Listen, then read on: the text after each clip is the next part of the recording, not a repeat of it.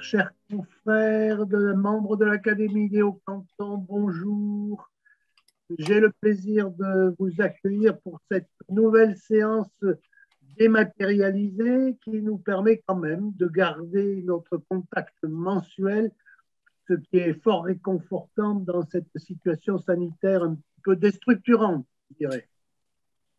Alors, en premier lieu, je voudrais excuser notre secrétaire perpétuel, Jean-François Zorn, qui ne peut pas se connecter avec nous aujourd'hui parce qu'il est retenu par une autre manifestation culturelle dans laquelle il intervient exactement à la même heure. Il est en train d'intervenir de son côté sur une autre séance dématérialisée. Je voudrais en préalable vous remercier tous d'assister une fois de plus à nos séances dématérialisées en espérant que, je ne dirais pas que ce sera la dernière, mais peut-être l'avant-dernière, nous verrons ça à la fin. Et je voudrais aussi remercier notre conférencière du jour, Madame Marie-Christine Carré, qui a accepté de donner sa conférence donc, de cette façon dématérialisée. Je l'en remercie. Alors, je vais la présenter brièvement. Vous la connaissez à peu près tous, puisque Marie-Christine Carré est membre correspondante de notre académie depuis 2018. Alors, elle est historienne et archéologue. Elle a été formée à la faculté de Clermont-Ferrand, où elle a acquis une maîtrise d'histoire et archéologie et un DEA d'archéologie. Et de 1985 à 90, elle a été responsable de fouilles archéologiques de sauvetage à Clermont-Ferrand d'abord et également à Saint-Paulien en Haute-Loire. Des travaux qui ont donné lieu à des communications dans des colloques et des publications dans la Revue internationale d'archéologie de la Fédération Aquitania. Elle est installée dans le pays viganais depuis 2004 et là, elle s'est occupée d'abord d'organiser, coordonner des manifestations associatives, marchés, foires, expositions, concerts.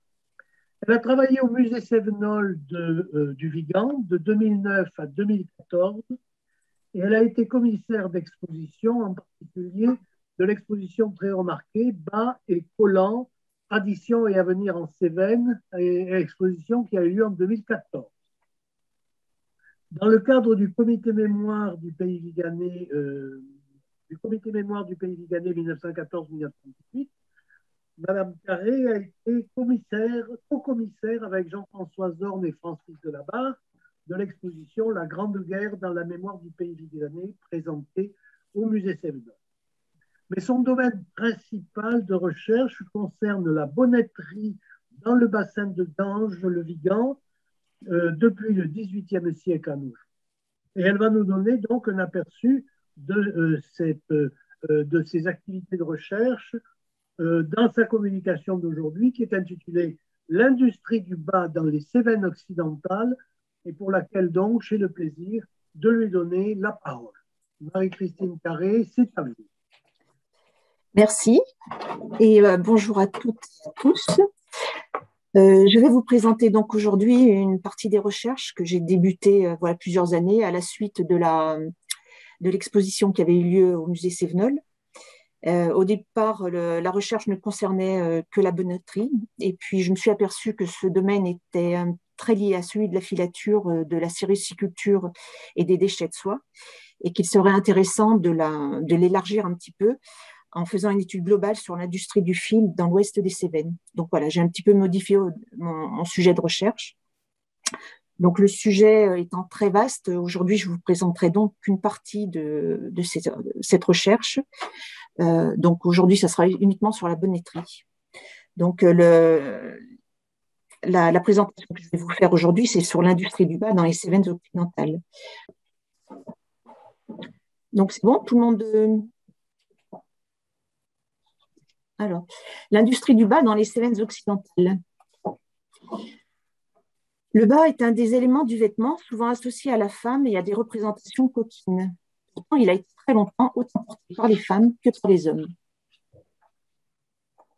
Le terme bonnetterie désigne dans l'encyclopédie de Diderot et d'Alembert la manufacture de bonnets, de bas, de camisoles, de jupons, de chaussons et autres ouvrages en laine pure ou en laine et soie. À l'origine, la bonnetterie était fabriquée un peu partout en France et elle a été, sur plusieurs siècles, en continuelle évolution technologique. Les fluctuations politiques, économiques ou de la mode auront sans cesse une répercussion sur cette activité qui a été néanmoins prospère jusqu'aux années 1950. La région ouest des Cévennes a été l'une des grandes régions de France de production de bas. L'étude menée porte sur un peu plus de 2 siècles, depuis la fin du XVIIIe à nos jours, et sur une zone où l'on a produit depuis cette époque des bas de soie, de coton ou de laine, puis en fil synthétique, et qui s'étend de Saint-Hippolyte-du-Fort, Bosille-le-Putois, Ganges, Xillac, Sumène, Le Vigan, Ars, jusqu'à Saint-André-de-Magincourt. Nous verrons tout au long de cette histoire du bas de Ganges. Donc, nous débuterons par l'histoire du bas et de la mode, puis nous aborderons l'évolution technologique et la fabrication du bas. Ensuite, l'activité économique, de l'apogée à la fin toute relative de l'activité. Et en dernier lieu, le monde du travail. L'origine du bas. Les premiers bas tricotés avec de longues aiguilles en bois ou en fer apparaissent au XVIe siècle. La noblesse les adopte vite car ils sont plus souples et s'adaptent mieux à la jambe que les anciennes chausses en tissu de la fin du Moyen-Âge. Ils seront tenus par un lien au-dessus du genou et sont en laine, en coton, en soie, blanc ou coloré, et souvent ornés de passementeries. Donc là, vous avez un bas avec le lien qui permet de le tenir au-dessus du genou. Et ici, dans un tableau de François Boucher, vous avez la femme qui, justement, adapte le lien autour de son genou. Il a un bas du 18e orné de passementeries sur le côté des bas. Au XVIIIe siècle, les bas pour hommes sont parfois par coquetterie rembourrés au niveau du mollet, comme on peut le voir ici. Donc, c'était un amas de fils de soie qui était mis et ça permettait de rembourrer les mollets de ces messieurs. La période révolutionnaire est une période de rupture où la bourgeoisie va imposer le port du pantalon long pour les hommes, le bas devenant alors un usage uniquement féminin. Au début du 19e, la laine est abandonnée. Le bas est blanc, en coton ou en soie. Puis au cours du siècle, le noir va prédominer et le bas devient de plus en plus décoré, soit brodé au niveau des chevilles et du coup de pied, soit entièrement ajouré de motifs ressemblant à de la dentelle ou encore tricoté à plusieurs couleurs. En 1876, la jartelle et le porte-jartelle sont inventés par Ferréol de Dieu, évitant ainsi aux femmes de nombreux problèmes de circulation du sang dus à des liens trop serrés. Vers 1900, le bas est seulement orné d'une tige brodée sur le côté de la cheville, appelée grisotte.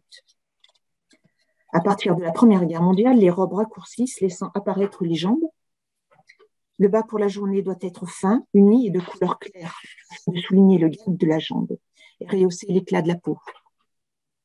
Pour les soirées, les bas sont colorés, chargés de paillettes et de broderies. Donc, vous en avez un ici qui est entièrement brodé sur tout le long de la jambe. Après la guerre, la soie artificielle, matière inventée en 1884 à partir de la cellulose, est utilisée pour la fabrication des bas. Elle imite le côté brillant de la soie, mais elle est moins coûteuse. Pour ne pas concurrencer la soie, on lui donnera le nom de rayon à partir de 1934. Pendant la Seconde Guerre mondiale, les matières premières manquent et les bas ne sont plus produits en quantité suffisante. Ils sont régulièrement volés et revendus au marché noir. Pour pallier au manque, les femmes portent des soquettes ou se teignent les jambes pour imiter la couleur et la couture du bas. À la sortie de la guerre, les entreprises bénéficient en quantité restreinte de bonnes matières. Il faut attendre 1948 pour que la rayonne soit de nouveau en vente libre et 1950 pour les autres matières. À la même époque, un changement important se produit avec l'arrivée du nylon. Le fil nylon est mis au point aux États-Unis en 1935 par la société Dupont de Nemours. Et aux USA, il est utilisé dès 1940 pour la fabrication des bas. En 1939, le brevet est cédé à la société française Radio Ceta, qui, pour des raisons stratégiques, attendra 1945 pour en débuter la fabrication. Le succès du bas nylon est immédiat et provoquera la fin des bas de soie. En 1953, les bas sans couture font leur apparition et sont très vite adoptés par les femmes qui n'ont plus besoin de se soucier de bien positionner la couture à l'arrière de la jambe. La mode des mini-jupes et des shorts des années 60 entraîne les femmes et les adolescentes à utiliser pour plus de liberté le port des collants, qui était jusque-là réservé aux danseurs et aux enfants. Le bas aujourd'hui, depuis les années 70, la femme porte de plus en plus de pantalons, délaissant le collant et surtout le bas, entraînant ainsi une chute continuelle des ventes. Actuellement, les collants classiques, fins, transparents, en fil polyamide, dont fait partie le nylon, restent les plus demandés. Et l'élastivoile, fabriqué au Vigan par l'entreprise Well, est le collant le plus vendu en France. La mode s'oriente actuellement sur les leggings, la fantaisie, l'opaque, la couleur et sur des matières naturelles telles que le coton, la laine, le chanvre ou le mohair, et récemment sur des fils en matériaux recyclés. Vous avez ici le bas, bien que sa production soit peu importante, reste aujourd'hui associé à une tenue élégante. Il peut être en nylon ou en soie, imitant parfois le bas couture des années 50. Donc, évolution technologique. Le métier à bas, vous avez ici. À la fin du XVIe siècle, l'anglais William Lee invente un métier à bas dont les plans jalousement gardés seront récupérés par le français Jean-Claude Indré.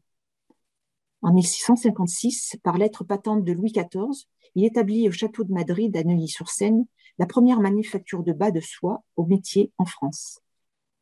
En 1680, des métiers sont construits à Nîmes et c'est le début de l'industrie du bas dans la région. En 1761, l'intendant du Languedoc écrit ceci sur le métier à bas. Il faut de 4 à 5 mois à un serrurier habile pour en faire un, et encore a-t-il besoin du secours de 2 compagnons pour forger les grosses pièces, d'un platineur, d'un faiseur d'aiguilles et d'un fondeur pour faire les pièces de cuivre qui assujettissent celles de fer, d'un monteur pour appareiller et assembler les pièces, et enfin d'un menuisier pour la cage. D'où il faut conclure que le plus habile serrurier, quand même il serait servi à propos par ses aides, ne saurait faire 3 métiers dans un an. Si le métier est solide, il faut changer régulièrement les aiguilles longues et très fines qui se tordent ou se cassent. Comme on peut les voir ici, elles sont assez tordues. Nîmes a eu le monopole de la construction des métiers pour toute la région jusqu'en 1830. À partir de cette date, son monopole disparaît, ce qui permet à des constructeurs de s'installer un peu partout, notamment à Ganges, Saint-Hippolyte et Saint-André-de-Valbonne. Le métier, auquel on apporte des modernisations, sera utilisé jusqu'aux années 1920-1930. Il pouvait être soit la propriété d'un négociant marchand, qui le louait à un faiseur de bas, avec un contrat pour plusieurs années, soit la propriété d'un faiseur de bas, qui au XIXe siècle pouvait en posséder 2 ou 3 métiers. Le faiseur de bas pouvait travailler pour plusieurs négociants à la fois. La fabrication d'un bas. Le bas est tricoté à plat grâce à des mouvements de va-et-vient horizontaux du fil sur les aiguilles qui sont commandées à la main et les pieds, puis plus tard par une manivelle. Donc voilà, les aiguilles ici et le bas arrivait ici sur cette tige en bois. Il est commencé par le haut de la jambe, donc par ici.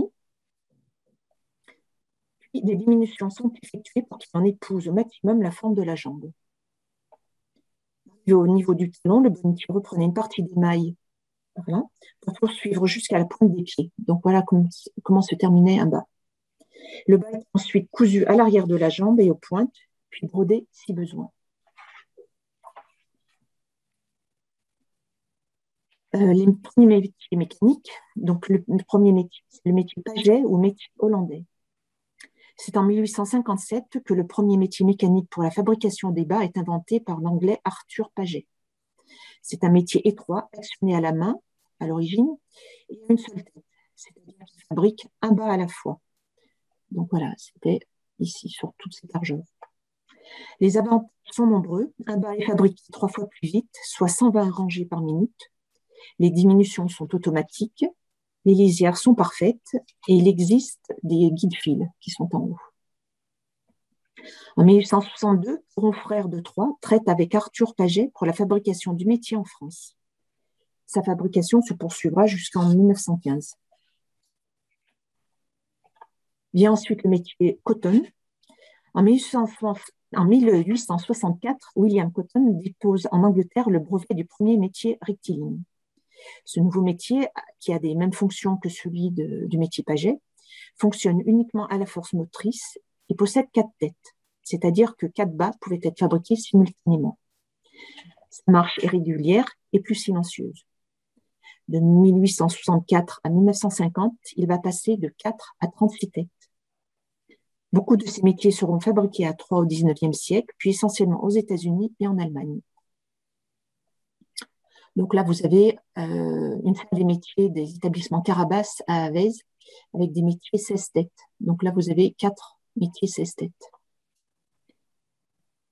Les derniers métiers fabriqués mesuraient 18 mètres et pesaient 1,7 tonne. Vous avez en haut à gauche donc la salle des métiers Carabas. Et en bas, ici, vous avez le transport d'un métier rectiligne qui arrivait au port de Marseille, où il est pris en charge par un transporteur spécialisé de Ganges. Les plus grands métiers arrivaient en plusieurs morceaux, dans des caisses en bois, et étaient assemblés par l'usine par un employé du fabricant. Et à droite, vous avez un échafaudage pour installer le métier à l'étage d'une usine, dans une petite rue de Ganges. Donc, le métier était hissé jusqu'en haut.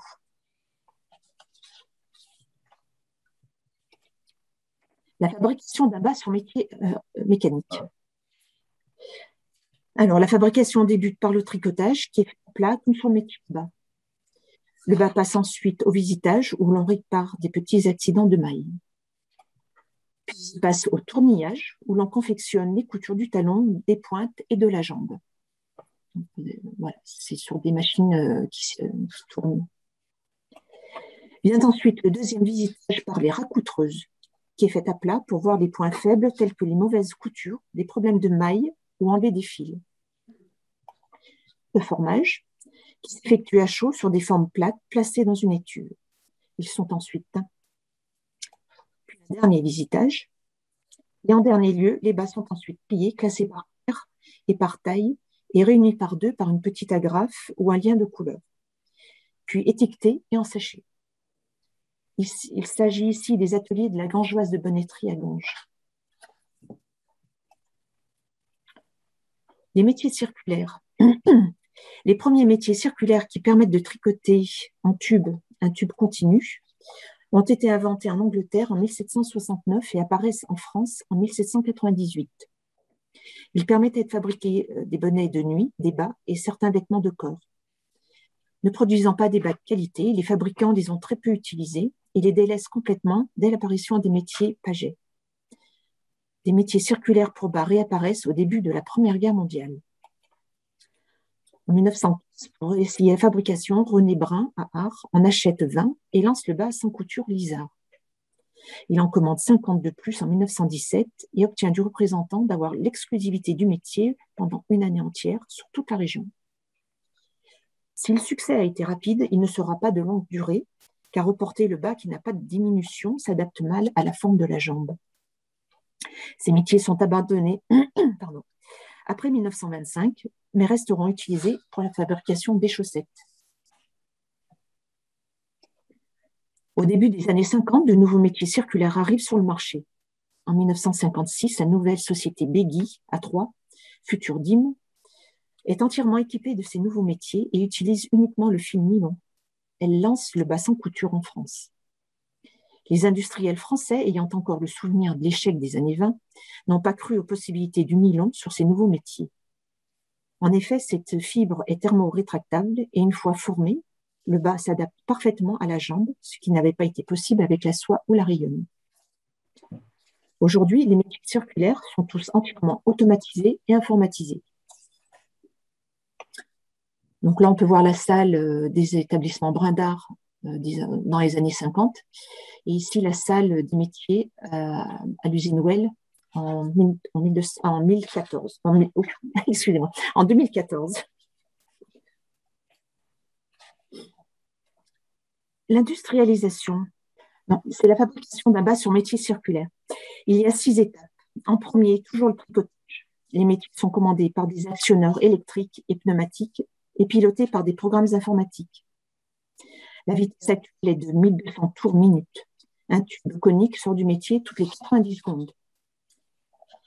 Les tubes passent au préfixage pour redonner au fil les caractéristiques originelles de la fibre et les stabiliser. Placés dans des autoclaves, ils sont soumis pendant 1 heure à une forte pression de vapeur d'eau. Puis, il y a la confection, où un automate assemble des tubes par paire pour former la culotte du collant, puis en dernier, la couture des pointes. Au cours du processus, des cellules photoélectriques assurent la régularité des coutures et leur souplesse. Il y a ensuite l'ennoblissement. Les collants sont rassemblés dans des sacs et déposés dans de grosses cubes de teinture où ils sont nettoyés, teintés et traités avec des adoucissants. Une passée peut traiter plusieurs milliers de paires en 2 ou 12 heures selon les textures. Les collants passent après au formage où ils sont enfilés sur des formes et soumis à une pression de vapeur pour les repasser. Et enfin, le conditionnement où les collants, dont les modèles sont repassés, pliés et emballés. Donc là, vous avez tout le processus dans l'entreprise Well au Vigan. Donc l'industrialisation. Dans la région, en 1811, on comptait plus de 2200 métiers à bas et en 1846, il en existait plus de 2700. Les nombreux fabricants de bonneterie vont continuer jusqu'au début du XXe siècle de faire travailler les faiseurs de bas à domicile sur des métiers à bas réputés fabriquer des bas plus fins et des dentelles plus recherchées. Vous avez ici 2 bas noirs, dont l'un est tricoté à la façon dentelle et l'autre avec des jours et des broderies noires et bleues.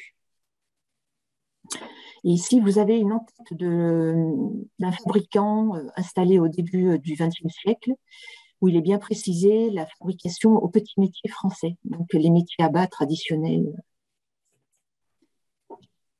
En 1887, il y avait encore 760 métiers actifs sur le Viganais, et en 1896, 368 sur la région d'Oudange. Tandis que le nord de la France et la région de Troyes se sont mécanisés dès les années 1860, seulement 4 fabricants de la région s'équipent très tôt de métiers modernes. C'est chez Anna Aîné et compagnie au Vigan, une fabrique de bonneterie de bas, bonnets, gilets et pantalons en coton, que l'on trouve la première mention de métier mécanique.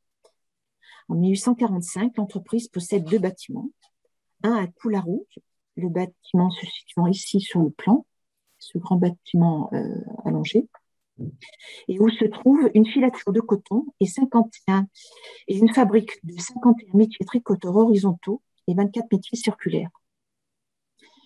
Et une usine à l'Els, que vous avez ici sur cette photo, une photo qui date des années 1900, où sont regroupés 40 métiers à bas.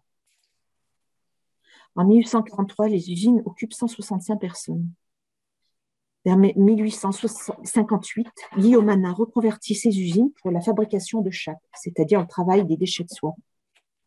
En 1907, elle est revendue à la société des filatures de chapes Ringval et ferme en 1954 ou 1955. Les établissements Brun à Ars, la première mention de cette famille remonte à 1740. En 1847, un siècle plus tard, Louis Brun crée sa société pour la fabrication et la vente de bonneterie de soie et de coton. En 1874, il entreprend avec son fils Antoine, que vous avez en photo ici, la construction d'une grande usine dont le premier atelier est inauguré l'année suivante. Donc l'atelier est un grand bâtiment rectangulaire qui est positionné derrière et une partie de ce côté-là. En 1913, le parc de l'usine comprend 60 métiers de 1 à 18 têtes et compte environ 300 employés, plus ceux à domicile. L'échec du projet de construction de métiers rectilignes lancé en 1950 a entraîné de très grosses pertes financières. La société a périclite alors. L'atelier de bonneterie ferme en 1972. La teinturerie, son seul atelier conservé, ferme en 2005. L'entreprise, qui a été la plus importante de la région, a souvent été récompensée lors des concours internationaux. toujours été à la pointe de la modernité, étant dès 1865 la première en Cévennes à posséder des métiers mécaniques et en 1900 à être électrifiée.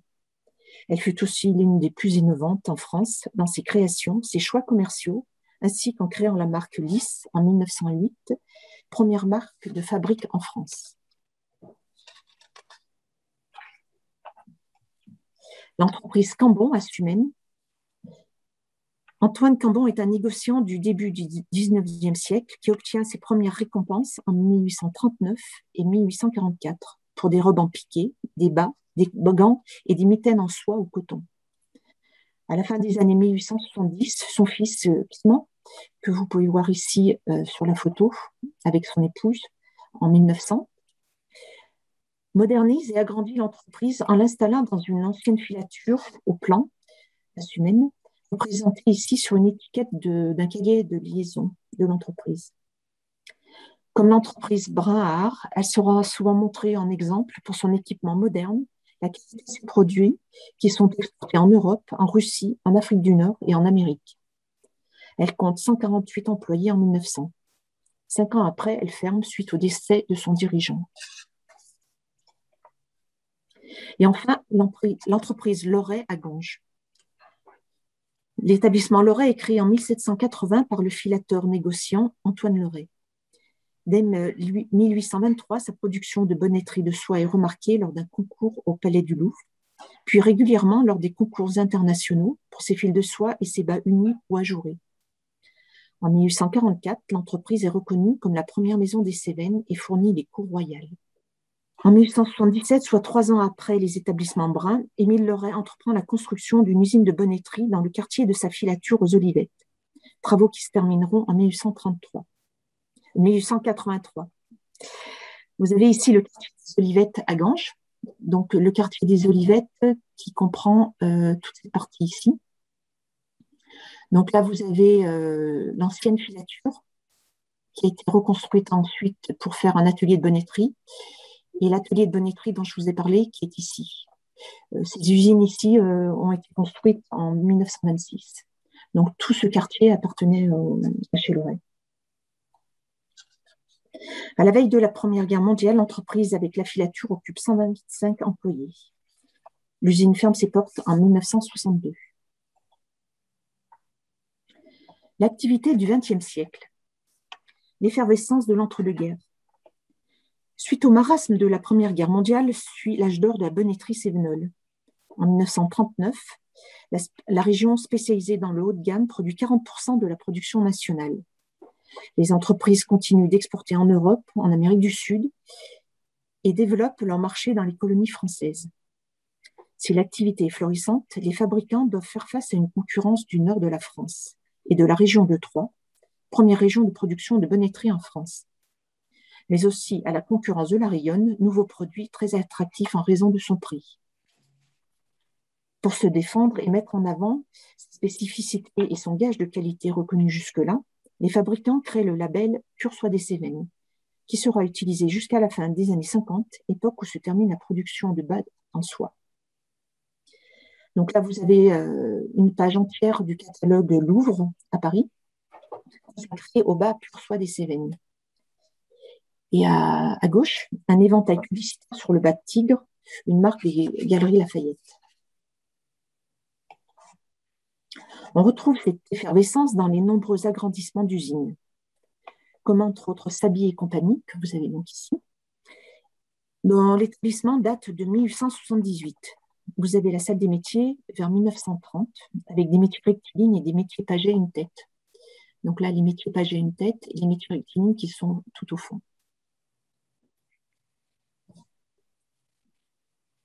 70 personnes y étaient employées. Mais on voit aussi l'effervescence par le nombre d'installations. 41 entreprises sont créées, allant de la petite structure, comme en 1924, l'entreprise Mona à Sumène, qui emploie 30 personnes à l'usine et autant à domicile. À de grosses structures, comme l'entreprise Lyon-Cévennes à Saint-Hippolyte, qui en 1928 s'installe dans les anciens locaux d'une filature et où de gros capitaux sont investis par des industriels régionaux lyonnais et troyens.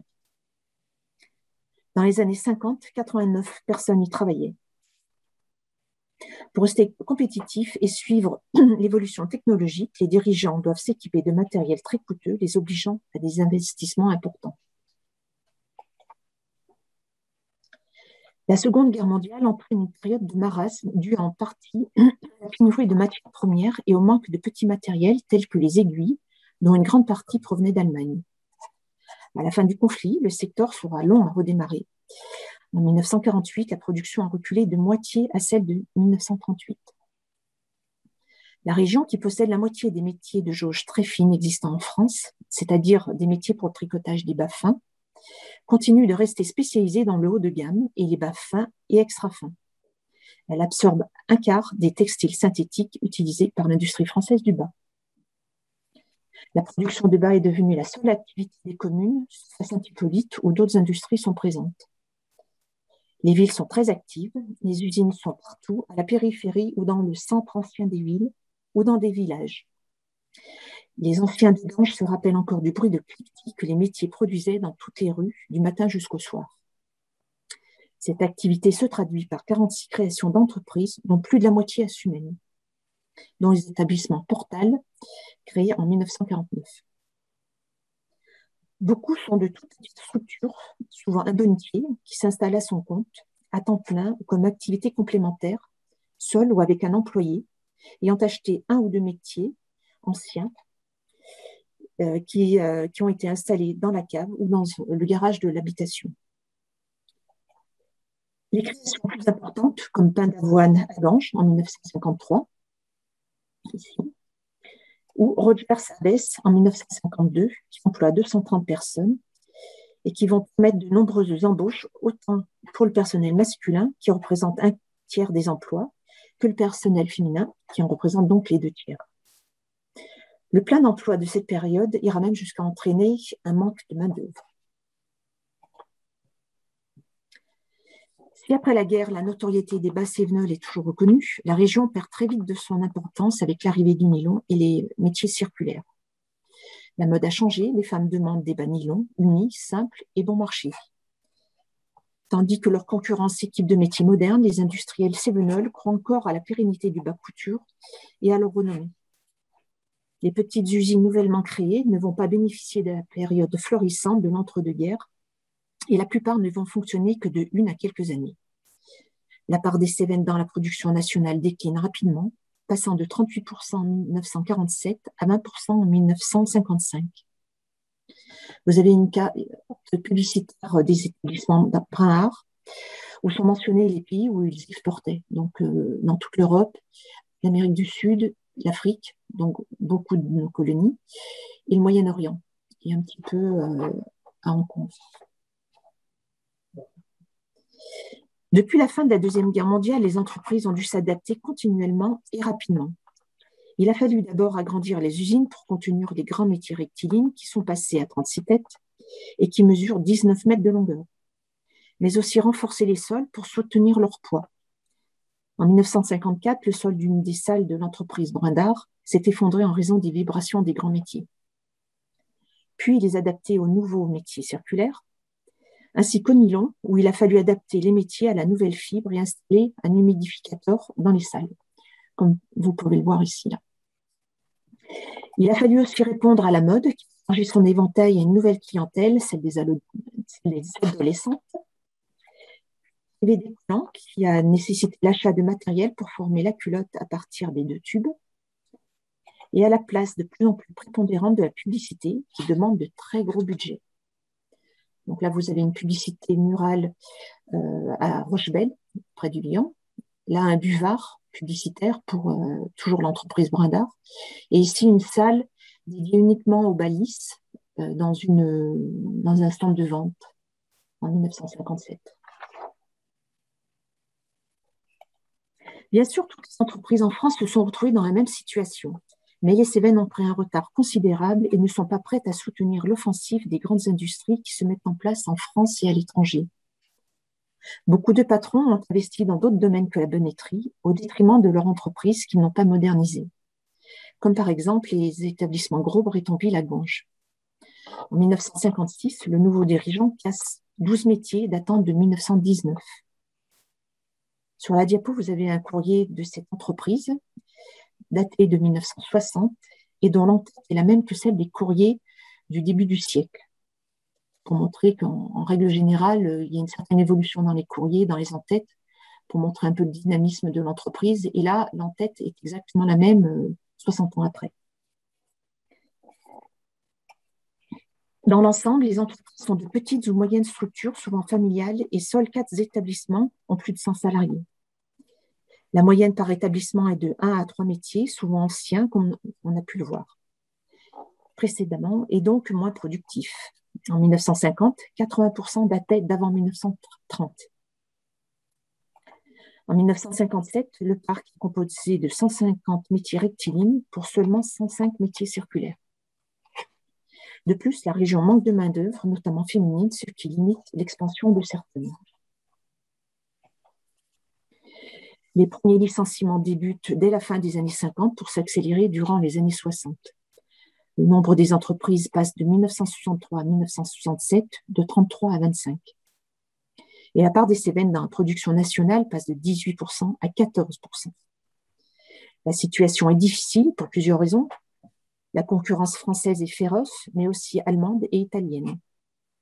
Les patentes sont plus élevées qu'ailleurs en raison d'une mono-industrie et le marché du bas est saturé en raison d'une production trop importante et du bas coût des bas. Grâce aux aides de l'État, de très grosses structures sont créées, comme les sociétés Begui à Autun, qui représentent 30% de la production nationale en 1966, et la société Colroy dans les Vosges, avec la marque Chesterfield, avec 19% de la production nationale. Plusieurs entreprises cévenoles se rapprochent et élaborent des projets de mise en commun des bâtiments, du matériel de production et de l'achat de matières premières, et déposent des dossiers auprès de l'État. Ils seront tous refusés en raison de leur manque d'envergure. Certaines vont alors délocaliser leurs ateliers vers Montpellier ou Lodève, d'autres vont se reconvertir partiellement ou totalement dans les produits en maille. Ou bien comme les sociétés Trabas à Avez ou Bresson au Vigan, qui vont agrandir leurs bâtiments et s'équiper de métiers modernes. Le nombre d'employés passe de 1963 à 1982 de 3 000 à 1 900. Il ne reste alors qu'une vingtaine d'entreprises. La quasi-totalité des usines de la région et de France d'ailleurs vont peu à peu fermer leurs portes. Les derniers, Sably-Mérieux à Ganges et Bresson-Rand au Vigan, dans les années 1999-2000.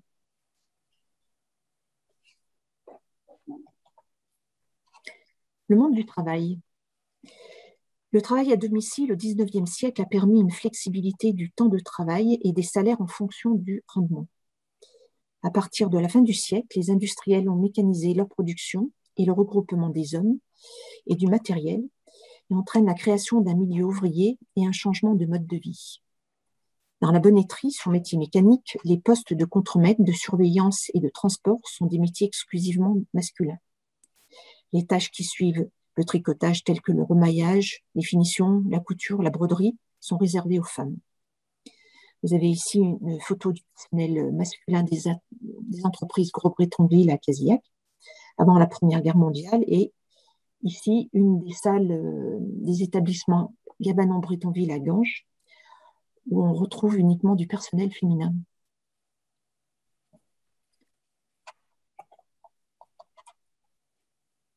Les horaires vont de 10 à 12 heures en fonction du métier exercé. Les salaires qui varient en fonction des usines et du métier sont fixés à la journée et sont de 4 à 6 francs pour les hommes et de 1,50 franc à 2 francs pour les femmes. Au début du XXe siècle, le monde ouvrier est organisé et les syndicats actifs.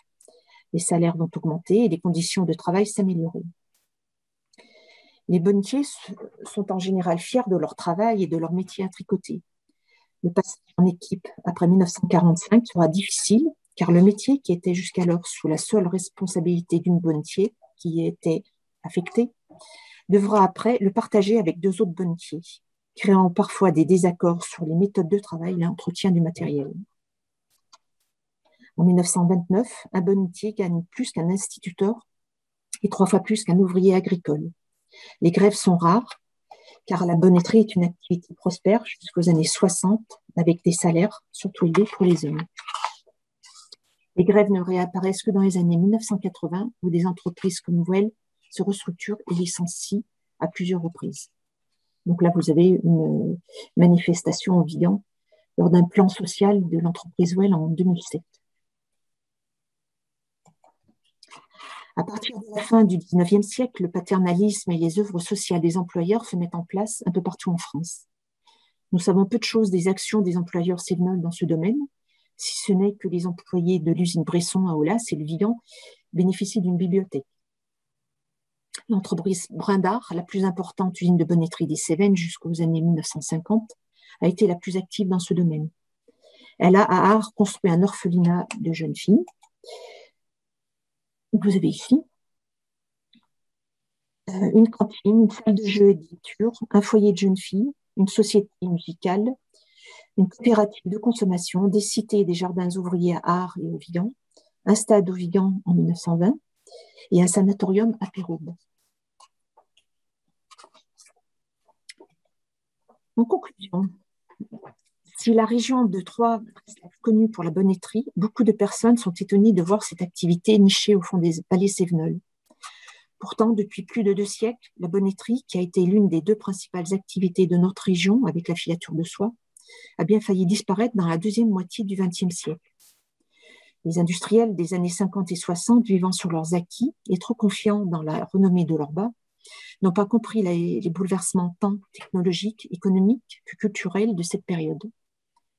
Malgré ces décennies qui ont vu la fermeture de la quasi-totalité des entreprises, on perpétue toujours ce savoir-faire avec 3 entreprises en activité qui ont chacune leur spécificité.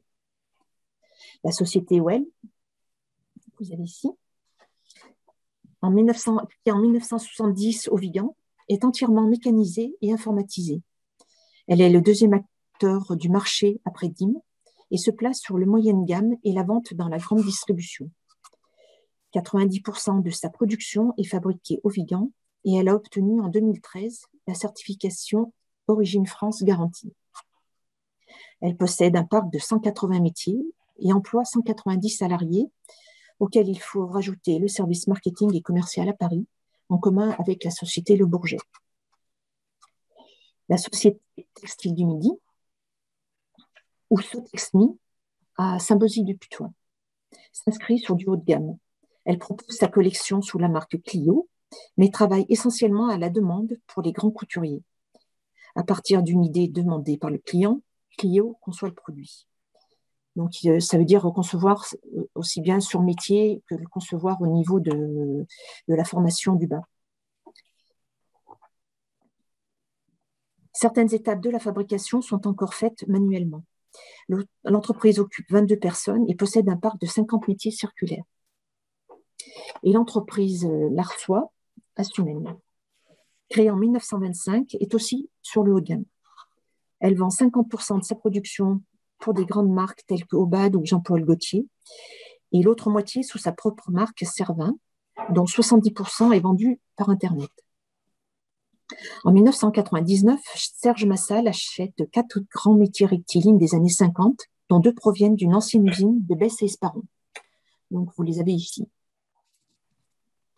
En 2001, après 2 années de remise en état de marche, il commence la fabrication de bas couture avec une gamme en soie. À côté de sa production sur métiers rectilignes, l'Arsois possède également 60 métiers circulaires modernes et quelques métiers pour la confection de sous-vêtements. L'entreprise emploie une 50aine de personnes. Grâce à ces 3 entreprises, les Cévennes sont actuellement la région de production de bas la plus importante en France.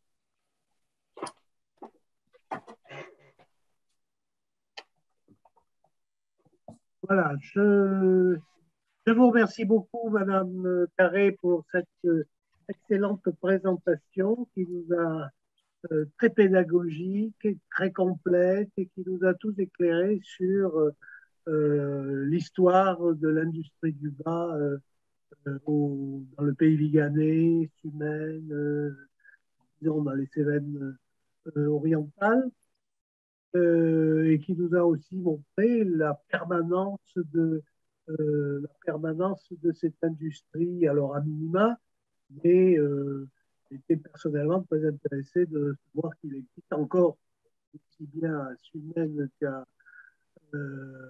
qu'au Lignan ou à Saint-Bosile-de-Putois, des usines en fonctionnement euh, dans cette industrie extrêmement compétitive du bas. Voilà. Alors, est-ce que je vais m'afficher tout le tableau pour voir les personnes affichage de la galerie? Voilà. Alors, ceux d'entre vous qui désireraient poser des questions ou faire des commentaires, vous levez la main et je vous donnerai la parole. Romain, Je suis là.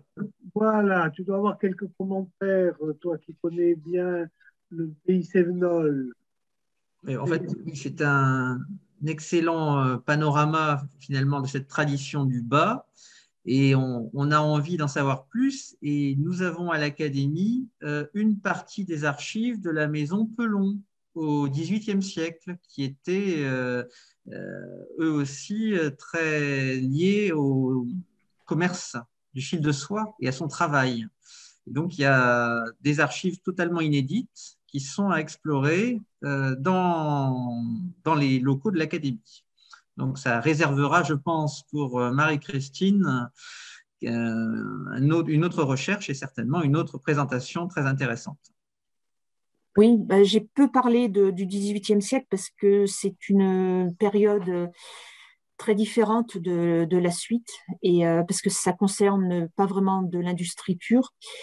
Tout se faisait à domicile et c'est vrai que j'ai étudié un petit peu les archives de chez Pelon et c'est essentiellement sur du coton qu'il travaillait.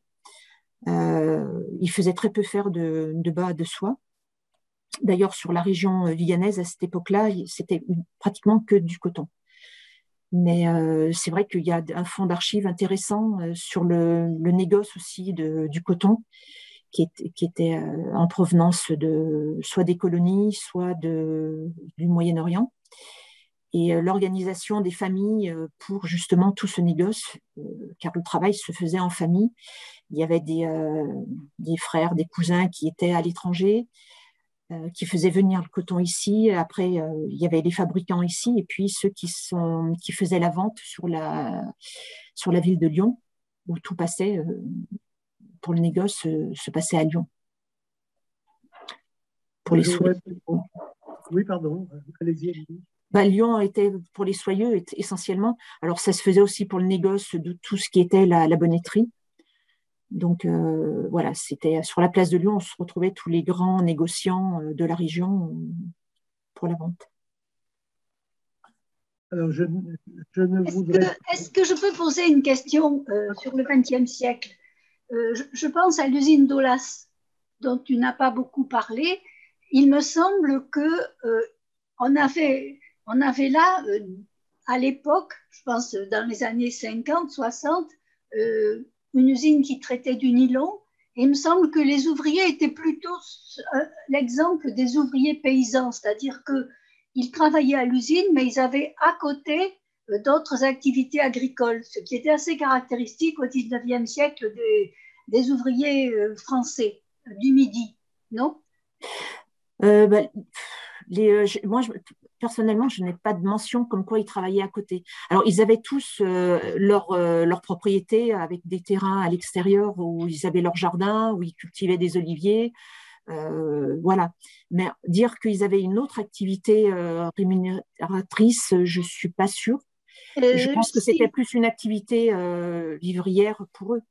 Non, moi, je peux te donner l'exemple de la famille Eyral d'Olas, qui travaillait à l'usine d'Olas, je pense à Émile, et qui ensuite avait en métayage, je ne sais pas exactement quel était le contrat, une propriété des Monos à Avès, qui était une pommeraie, tu vois. Mm-hmm. Et ils s'occupaient de la pommeraie, je l'ai vu faire ça pendant des années. Oui, peut-être qu'ils avaient une activité bien ciblée comme la pomme qui leur faisait un revenu complémentaire. Parce que bon, avant, il pouvait y avoir une activité complémentaire, la sériciculture, donc l'élevage des vers à soie, où l'ensemble des fileuses des fileuses et puis des ouvriers faisaient une activité complémentaire jusqu'à la Première Guerre mondiale à peu près. Et donc, ça leur faisait un revenu en plus pendant la période de l'élevage des vers à soie qui est le mois de mai et le mois de juin. Mais une fois que la sériciculture a périclité, bon, ils n'avaient plus vraiment de façon de compléter leur revenu. Après, les bonnetiers avaient un revenu, ce que je vous ai dit, relativement élevé pour l'ensemble par rapport aux autres ouvriers dans d'autres secteurs. Alors, je ne dirais pas que c'était non plus le summum, hein, mais par rapport à d'autres ouvriers, ils avaient un niveau de vie supérieur. Donc, c'est vrai qu'il y a peu eu de grève, il y a peu eu de mouvements sociaux dans la région au niveau des bonnetiers, ce qui n'est pas le cas de ceux qui travaillaient dans la soie, essentiellement les femmes d'ailleurs. Je ne me rappelle plus quel est l'auteur qui étudie le monde ouvrier au XIXe siècle et qui explique qu'il n'y a pas de grandes usines dans le Midi, que justement on pense à ces ouvriers paysans qui n'avaient pas besoin de faire grève, puisque de toute façon ils avaient de la nourriture. Oui. Est-ce que je peux ajouter une remarque? Alors, je voudrais qu'on procède par ordre. Est-ce que ta remarque, André, concerne cette discussion? Parce que sinon, il y a Gérard Boudet qui a demandé la parole depuis un petit moment. Elle concerne cette discussion, mais je peux attendre pour Gérard. Alors, je donne la parole à Gérard Boudet. Oui, simplement, je voulais poser une petite question. Bon, on a effectivement vu que cette petite industrie viganaise de la bonnetterie répond aux besoins des grands couturiers, mais il y a de cela quelques années, il y avait un tournant à prendre, notamment avec la production, la confection de textiles médicaux, notamment dans la bonnetterie. Et donc, des partenariats avec notamment Montpellier ou Nîmes auraient pu être faits. Et je voudrais savoir si notre conférencière pourrait nous répondre pour quelles raisons ça ne s'est pas fait, dans la mesure où on a un réel besoin de cela et le marché existe. Alors, la société, les deux sociétés, Sotexni et Larsois, de toute façon, eux, sont partis sur du haut de gamme. Donc, pour eux, il n'était pas question de s'orienter sur du médical parce que ça, c'était pas dans leur domaine, on pourrait dire. Alors que la société Well aurait pu, à la rigueur, s'orienter là-dessus. Ils se sont plus concentrés, eux, sur la vente en grande surface, donc grand public. Il y a eu plusieurs plans de licenciement, plusieurs rachats depuis les années 70. Elle est passée 4 à 5 fois dans des mains différentes, ce qui empêche parfois de voir à long terme et d'investir dans certains produits très ciblés comme ceux-ci. Et en plus, ça demande des métiers un petit peu particuliers. Le travail n'est pas forcément le même, les compétences ne sont pas forcément les mêmes parce qu'il faut… Alors, l'entreprise Well a une antenne recherche et développement. Donc, ils ont pu créer certains produits, mais toujours dans le grand public. Et en plus, ils n'ont pas voulu s'orienter, parce que j'avais demandé la question, parce que justement, je trouvais que c'était un débouché qui aurait été intéressant. Et en fait, il y avait déjà des gens qui s'étaient orientés dans d'autres endroits en France, qui sont orientés sur ces domaines-là. Donc, ils étaient déjà implantés, les autres, et eux, il aurait fallu qu'ils créent leur place dans ce milieu-là, et ça ne les a pas intéressés. Ils ont préféré rester sur le bas, enfin le collant, et uniquement là-dessus. Parce qu'ils ne se sentaient pas non plus la compétence pour le faire. Parce que c'est un domaine très technique, dont ils n'avaient pas la compétence jusqu'à présent. Merci. Alors, André Tessier du CRO et ensuite Ricardo Lal. Alors, je voulais d'abord faire remarquer que l'ouvrier paysan a été là une pratique très, très large, pas seulement dans le Midi, pas seulement dans le Massif central, où Michelin était organisé comme ça, par exemple, pas seulement dans l'industrie automobile ou dans l'industrie du bobinage électrique ou encore beaucoup d'autres. En Italie, le phénomène s'était même inversé. Pendant longtemps en Italie, vous aviez dans la ferme italienne une machine avec laquelle l'ouvrière pouvait, tout en gardant un œil sur son bébé, travailler pour le livreur de pièces qui allait venir ramasser les pièces finies. En Angleterre, pendant très longtemps, les maisons ouvrières avaient au moins un potager derrière. N'est-ce pas? Et même en Angleterre, qui est moins agricole, ça a existé.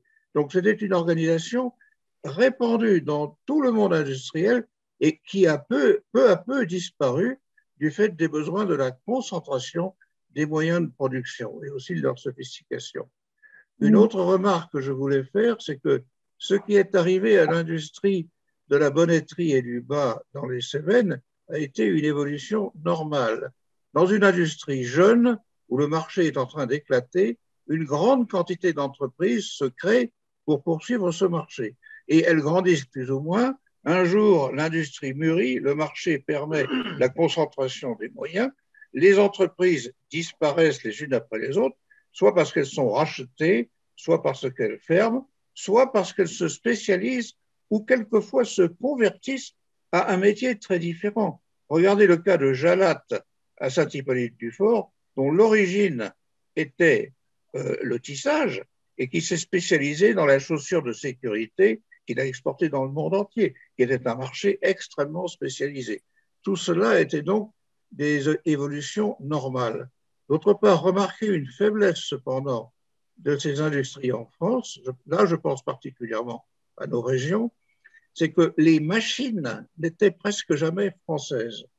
Vous avez vu qu'au tout début de cette industrie, on est parti avec des métiers anglais. Il y a eu pendant longtemps des machines anglaises. Il y a eu assez tôt des machines italiennes. Et puis plus tard, bien entendu, des machines allemandes. Mais les Français, comme dans beaucoup d'industries, ont été faibles sur le machinisme, ce qui était un handicap parce que pour faire augmenter et la productivité, et la qualité, et la souplesse, il fallait être maître de la technologie de ces machines. Voilà ce que je voulais dire. C'est vrai que les métiers étaient fabriqués à l'étranger. Il y en a donc quelques-uns, surtout au 19e, qui ont été construits à Autun, enfin à Troyes, dans toutes ces régions qui étaient les premiers producteurs de bas. Donc une très très grosse région de production. Mais c'est vrai que les métiers ont tout de suite après, au début du XXe siècle, on a arrêté d'en construire en France. Et après la Deuxième Guerre mondiale, l'État a demandé aux entreprises qu'il faudrait fabriquer en France. Et voilà. Donc la société Brindard, qui avait de très gros moyens à l'époque, a voulu construire des métiers. En plus, pendant la Deuxième Guerre mondiale, ils avaient un employé, un prisonnier qui était allemand donc, et qui était un ingénieur qui avait travaillé chez un constructeur de métiers à tricoter et qui travaillait dans l'entreprise Brindard pendant la guerre. Et à la fin de la guerre, il est resté en France et les Brindard ont eu l'idée de construire donc un métier rectiligne, un grand métier rectiligne, vu qu'ils avaient un ingénieur qui avait travaillé là-bas en Allemagne. Donc, ils se sont mis… Alors, au départ, ils devaient avoir l'aide de l'État, parce que l'État était d'accord pour qu'on construise ça en France. Ils se sont mis à construire le métier sans avoir les financements de l'État tout de suite. Ils ont construit parce qu'ils avaient les moyens d'investir tout de suite. Ils ont construit leur métier. Ils en ont construit 3. Qui fabriquaient des grands métiers, 32 têtes. Manque de peau, c'est là un moment où les Américains sortaient un métier 36 têtes, donc encore plus perfectionné, plus performant. Et en même temps, il y a l'arrivée des métiers circulaires. Donc là-dessus, l'État n'a pas investi, n'a pas financé l'entreprise Brindard.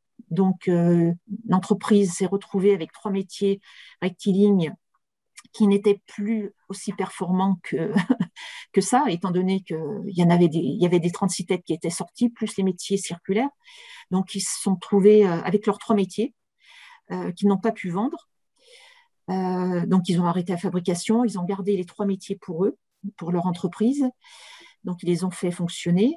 Mais ça a entraîné un déficit à l'entreprise parce qu'ils n'avaient plus de moyens de ressources, parce qu'ils n'avaient plus de financement.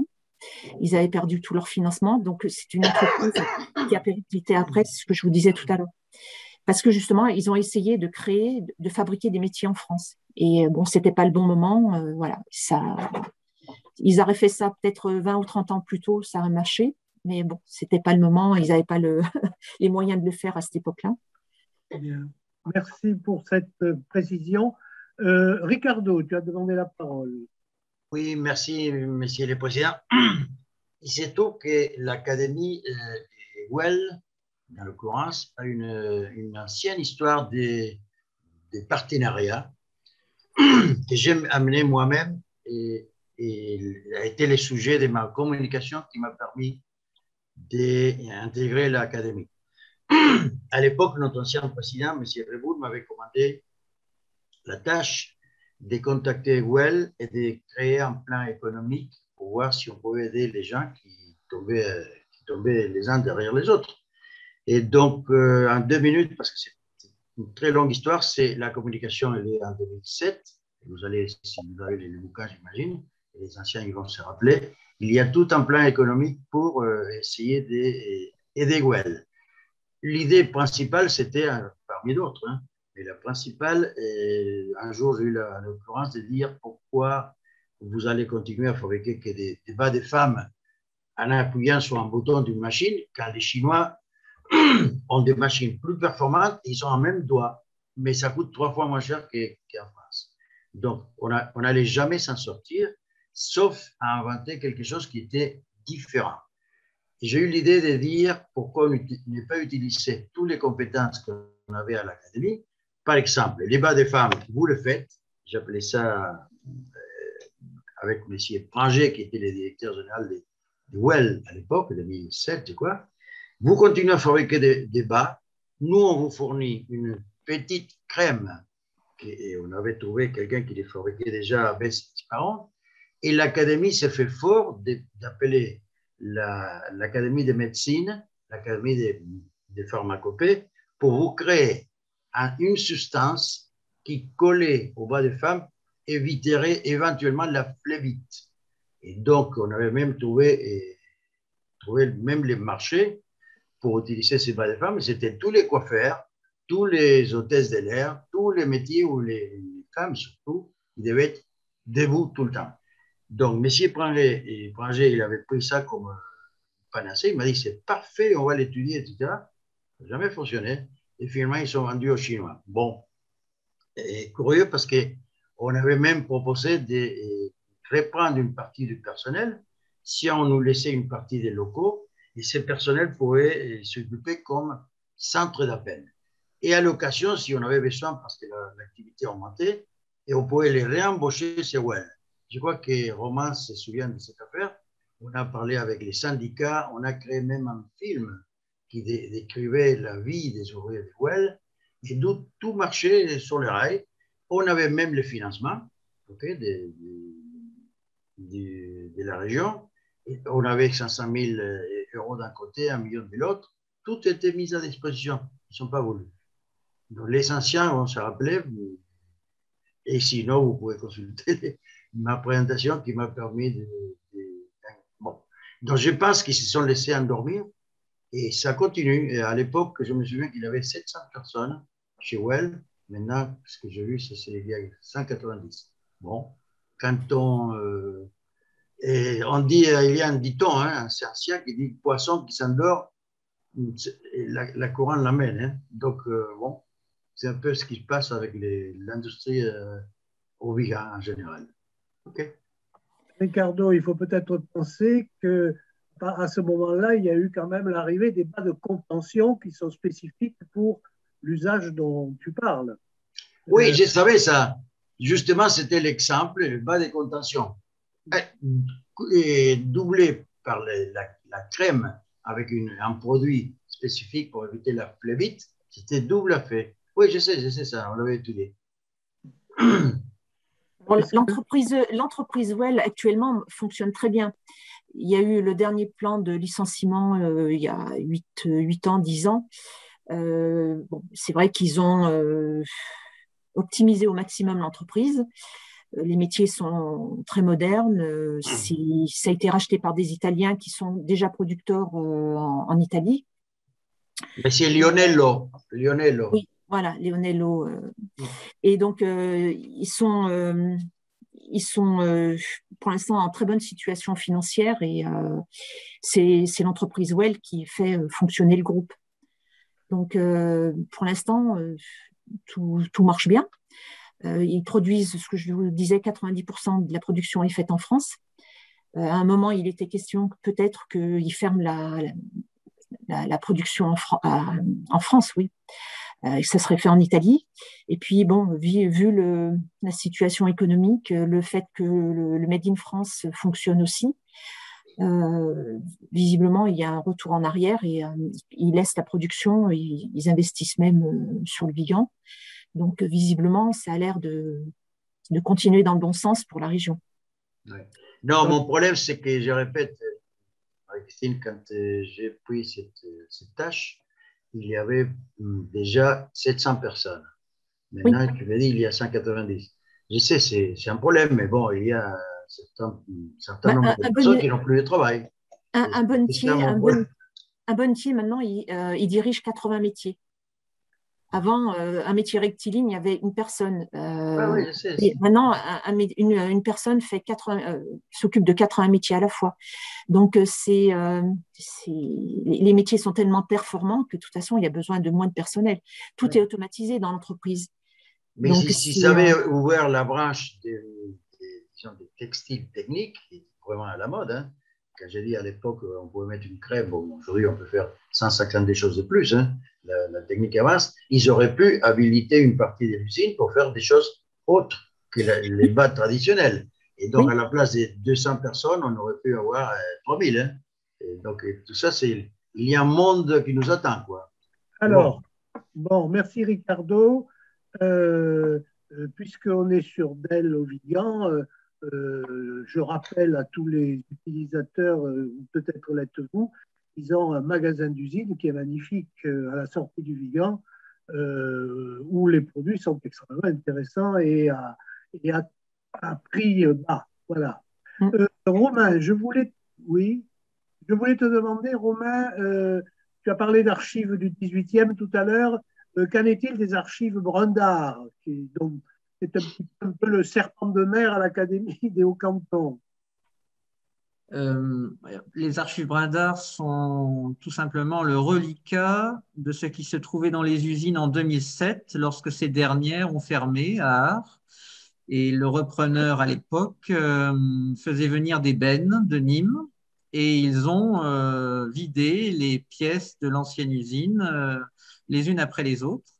Et indistinctement, c'était la ferraille, les documents et une partie des archives, donc que la famille Brundart avait quand même trié. Donc ils en avaient récupéré une partie, mais il y en avait une telle masse qu'une partie de ces archives papier servait à éponger les liquides qui s'échappaient des machines qui avaient été découpées au chalumeau à l'époque en 2007. Là, donc il y avait de l'huile partout.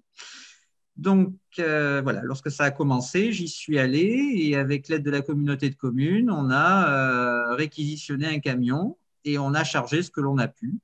Donc une partie de ces archives ont été stockées après grâce à la communauté de communes dans des locaux techniques et une partie de ce que j'avais récupéré a été versée dans le fonds de l'académie. Et aujourd'hui, nous avons donc ce fonds et un dépôt également au musée Sévenol. Donc voilà, c'était des fragments de mémoire et c'est ce qui reste finalement des usines Brundart en dehors des archives personnelles de la famille Brundart qui sont détenues par Béranger Brun aujourd'hui. Merci. Oui, c'est vrai que 2 siècles d'histoire sont partis dans les bennes, parce qu'il y avait toute l'histoire de l'entreprise depuis l'origine. Bon, c'est un petit peu dur, on se dit qu'il y a eu un loupé quelque part. Je vous dirais que c'est absolument général. Oui. Moi-même, dans des bennes à l'Institut Pasteur de Paris, j'ai eu récupéré des documents qui m'intéressaient sur l'histoire des Instituts Pasteur d'Outre-mer. Je crois que Madeleine a demandé la parole. Oui, à propos de de l'entreprise Well. Est-ce que tu pourrais nous faire un petit historique? Parce que j'ai entendu dire qu'il y avait eu des Anglais, que ça s'était mal passé, que c'est après que les Italiens étaient venus. Oui, tout à fait. Alors, je ne te donnerai pas les noms, je ne les ai pas en tête là, parce que pour l'instant, je travaille plus sur les filatures. Mais l'entreprise a été créée donc, dans les années 70, 74, je crois. Après, elle a appartenu au groupe Courtauld. Elle a appartenu à Natexis.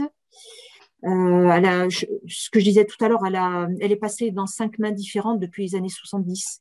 Et là, elle appartient aux Italiens depuis pratiquement 10 ans, 10-12 ans. Les Italiens ont racheté, donc ils sont propriétaires de... ce sont des Italiens qui ont commencé tout petits, comme beaucoup d'Italiens, ce que disait André Tessier-Ducrot. C'est des gens qui ont commencé dans les années 50, après la guerre, avec un ou deux métiers. Ils travaillaient d'un côté, ils avaient des métiers chez eux, et puis ils se sont agrandis, ils ont fait des affaires. Ils vendaient peu cher à l'époque, ils faisaient du bas de gamme, et puis ils ont investi dans des nouveaux métiers, ils sont installés. Maintenant, ce sont des gros quand même en Italie. Ils ont racheté la société Le Bourget dans les années 90, et ils ont racheté donc Well après, donc il y a une dizaine d'années. Et le groupe fonctionne pas très très bien parce qu'en Italie, ils sont beaucoup trop nombreux. Les propriétaires ne veulent pas licencier. Et donc, voilà, ils ont d'énormes pertes. Donc, Well renfloue un petit peu. Le Bourget, ça marche pas très très bien non plus. Enfin, voilà, c'est un petit peu sur la sellette. Donc, l'entreprise fonctionne grâce à chez Well parce que Well fonctionne bien. Il y a de bons bénéfices. Donc, c'est vrai que la société a passé par des hauts et des bas. Voilà, il y a eu des périodes vraiment mauvaises parce que les gens, en fait, il y avait beaucoup trop de personnel par rapport à la rentabilité de l'entreprise. Les gens étaient bien payés, tant mieux pour eux, mais il n'y avait pas du tout les bénéfices par rapport à la production et au nombre d'employés. Donc, il y a eu besoin de plans de licenciement. C'est triste, hein, mais c'est grâce à ces plans de licenciement que l'entreprise Well... C'est l'époque où on a eu ce beau catalogue qui est passé même à la télévision. Le calendrier. Oui. C'est au cours du dernier plan de licenciement qu'il y a eu le calendrier. Oui, oui. Bien. Donc, tu peux nous expliquer les catalogues, peut-être, non? Le catalogue, en fait, c'est les syndicats de l'entreprise qui ont décidé. Il y avait eu un catalogue déjà qui avait été fait par les camionneurs, ou je ne sais plus quel. Des hommes qui avaient fait des catalogues. Voilà, ils étaient un petit peu en slip, tout ça. Donc, l'entreprise Well s'est dit, on va. Enfin, les syndicats. J'ai un exemplaire, je vais te les prêter. Voilà, on va faire on va faire un calendrier avec des employés qui sont habillés avec des collants. Enfin, habillés, si on peut parler de habillés. Donc, il y a des hommes et des femmes, et ils sont en corset, ils sont en t-shirt avec des bas, avec des tenues plus ou moins sophistiquées. Enfin, et le catalogue est très coloré, très, très vivant. Et il a très, très bien marché. Il a rapporté beaucoup d'argent enfin, beaucoup.